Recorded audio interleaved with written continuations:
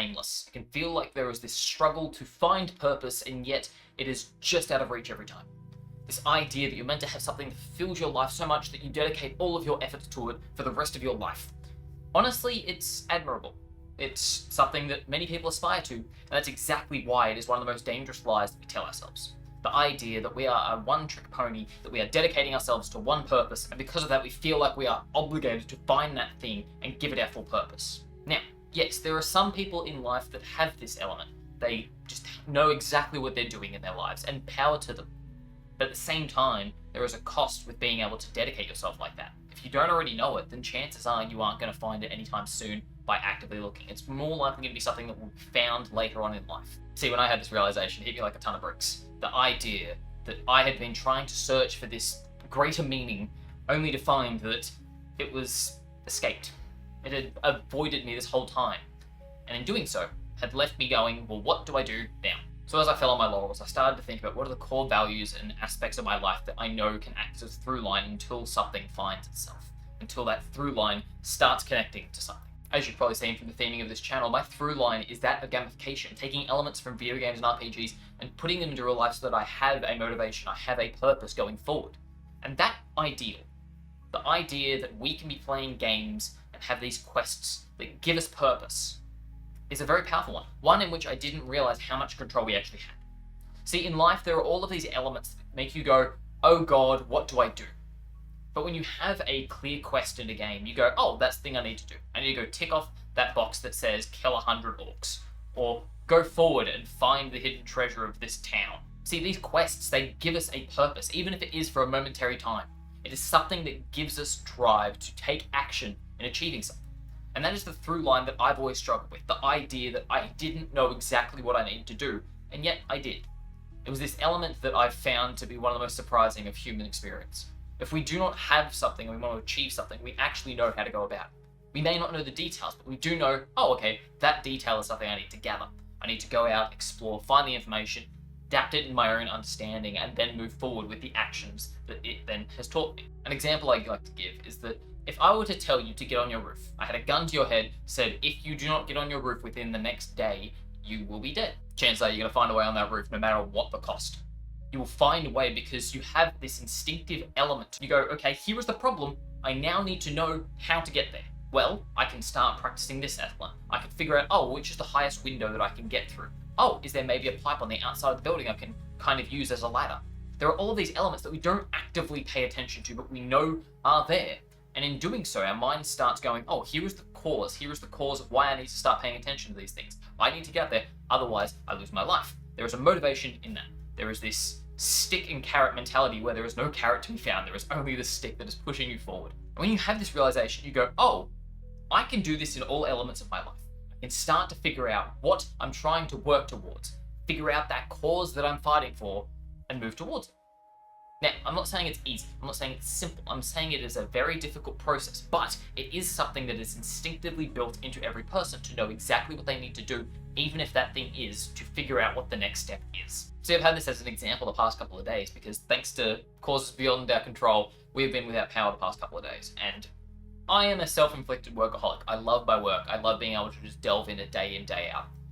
And not being able to do that because most of my work is done through a computer. It's done through a screen in which I have access to my computer, my tools, my programs, everything that effectively is my day-to-day life. But again, no power means I didn't have access to that. All I had access to is this little phone right here. And I found a way. I found different ways in which I could continue working. It's not that I didn't know how to do them previously. I just never paid attention to them. I realized there were elements of my work that I could potentially be doing off my phone. And it was only after I was forced to go, hey, either you don't work or you can try and work through this thing. And I found a way. It was this element that I didn't realize I had knowledge of. But as it turns out, I did. And it once again reawokened that mentality of I know what I need to do in order to achieve a goal. I just need to first understand what that goal is going to be. And that's where I started to, again, take a step back and think about what game I'm playing. Now, the past couple of videos I've talked about the games we play in our lives and how to actually start developing your own. But at the same time, I realized that I had stopped playing a new game. I've been playing the same old game over and over, expecting more results to come from it, only realizing that I was in the aftergame. It was no longer something that was actually proving vital to me because there was no exorbitant returns from it. In fact, there was very diminishing returns at best. So it was time for me to go, okay, it is time for a new game. Time to sit down and go, how do I want to move forward in this next stage of my life? Because yes, there is the aspect of the greater meaning, the greater purpose that we could all fight towards, but also, like when you're playing all the games in your life, the ones that you have a controller and you're staring at a screen, you're not going to play the same game over and over and over and over and over and over and over for your whole life. There are going to be different games that you play. Yes, there may be a favorite one you go back to over and over again, but at the same time, there's going to be a variation in the games you play. And in thinking that way, life is also much like that. The games you play now are very different from the games you played 5 years ago, 10 years ago, whatever they're going to be. Likewise, very different from the game you're going to be playing in 5, 10 years from now. Hell, even 5 months from now, you may be playing a different game. And that is completely okay. Because we are allowed to swap between games as long as we acknowledge there is a certain endpoint to a game. And once that is completed, you can then move on to the next one. While we're on the topic of playing games and designing new ones for yourself, I just want to give you guys a heads up that I have created a 2-week tutorial, basically a series of emails that you receive every single day that help you figure out exactly what the problems of your life are, turn them into a themed game, and then break those down into everyday tasks along with creating habits and motivators for you. So if that sounds like something you'd be interested in, there's a free link in the description below in which you can sign up to that for just a 2-week course that hopefully will help you the way that it helped me. Getting back to the main topic of this video though, the idea that we are meant to have this overarching purpose is again a fatal lie that we have been told because it is this poetic sense of motivation that we see from other people. But at the same time, it is this aspect of a journey is a series of 1,000 steps. If you can take the first one, you can take the second. If you continue that a long enough time, you'll find this journey that is your life purpose was actually made up of many smaller things. Depending on what problems you have in life right now, you can actually start designing a game that is suited towards solving that problem. If in your life right now you find that you want to have a better financial standing, you can start focusing on a game that is better off serving you in regards to making money.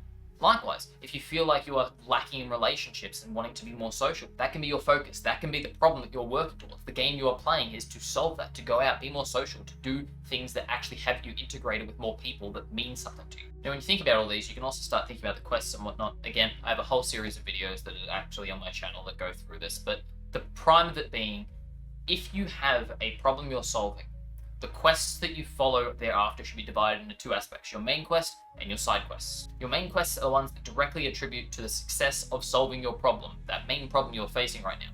If it is something that directly correlates to solving that problem, it is a main quest item. Everything else is a side quest. It's not to say that they aren't invaluable, but they aren't moving you towards that main goal. By having just this simple focus when you're looking at your tasks, you can go, okay, I can prioritize the ones that are moving me towards the game that I'm trying to play right now. They can help me progress through this so that I can actually continue moving through my life and eventually tell that story that is my life. And like most journeys, there's always going to be parts of it which are confusing. You're going to be lost in the forest, you're going to be in a dungeon not knowing exactly which way to go, and that is completely fine. But as long as you keep taking the steps to move yourself out of that confusion, out of that lostness, you'll be able to find your way, find a path that will move you to that next area, that next journey, that next fight that you'll be able to go through. So I urge you to think, what is that problem you're trying to solve in your life right now? And what is the game that you can be playing in order to help solve that? I, for one, know I'm going to be sitting down planning out what that next part of my game is going to be. So I urge you to do the same. Spend some time thinking about what you need to do moving forward, because I can guarantee you do know, you just need to sit down and actually realize that you need to start it.